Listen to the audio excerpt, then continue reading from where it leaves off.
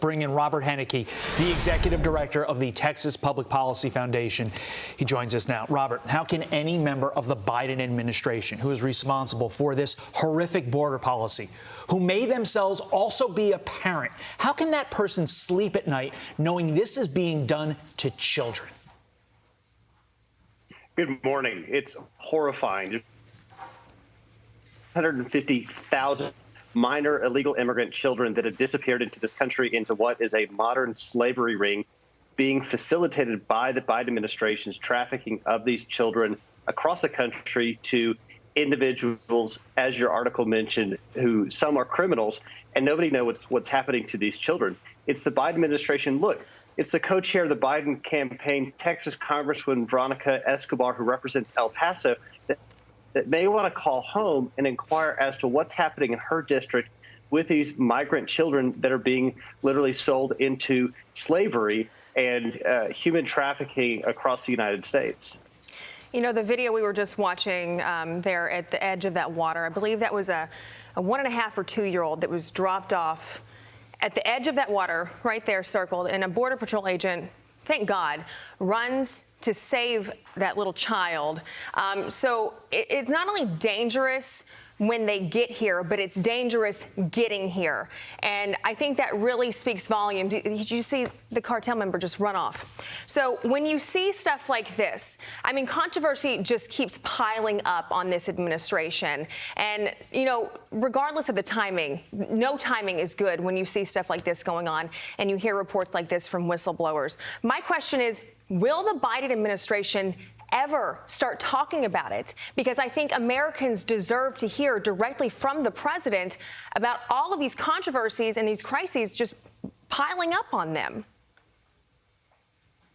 They deserve those answers. And this is the record that Joe Biden will have to run on, as he has just recently reannounced his election for president. It's horrifying.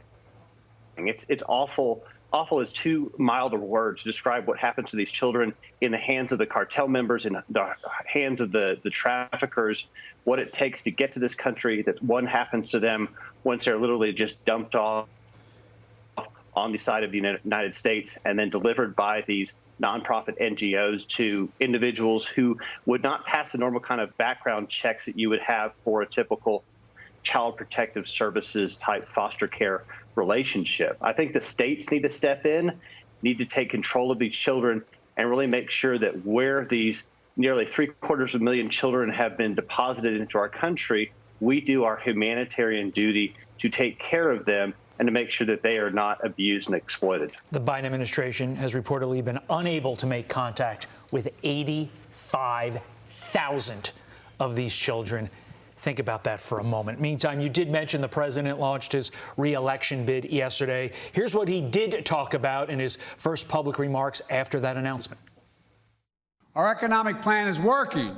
We now have to finish the job, but there's more to do. The threat that MAGA Republicans pose is to take us to a place we've never been. They'd rather see kids and seniors struggle to eat what they need. People on Medicaid lose their health care. Same old trickle down dressed up in MAGA clothing. Only worse. Let's go to the beginning part of that statement. He said it's time to finish the job. Robert, if he does finish the job, can America recover? It's an implicit threat. Finish the job of finishing off America.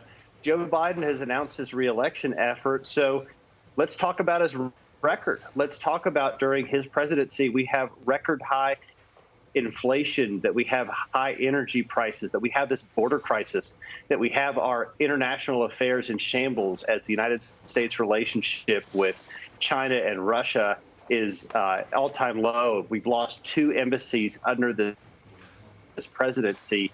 Let's talk about the fact that Joe Biden's cabinet is a disgrace, with the Department of Justice being corrupt and Homeland Security being inept. This is the record we should talk about, the performance of Joe Biden over the last 4 years. And it's going to be a lead weight around the neck of every Democrat running for re-election in 2024. Yeah, I mean, not to mention his speech was yet again divisive. He's constantly using the term MAGA extremist, MAGA Republican, just throwing that out there, gaslighting Americans who may not like Donald Trump. But you got to remember, 50% of America essentially voted for Donald Trump.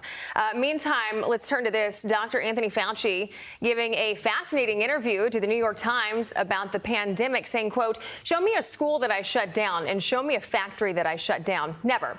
I never did. I gave a public health recommendation that echoed the CDC's recommendation, and people made a decision based on that."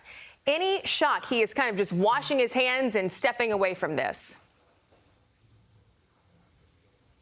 It's no surprise that Fauci and those that were responsible for the COVID pandemic lockdowns want to wash their hands and whitewash history that occurred here.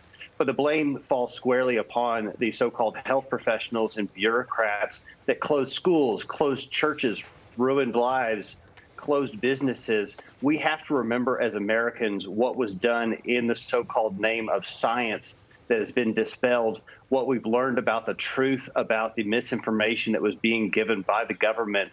And we have to guarantee that these kind of abuses that were led by Dr. Fauci never again happen to Americans or to our civil liberties. He's never going to apologize. Robert Henneke, thank you so much for your insight.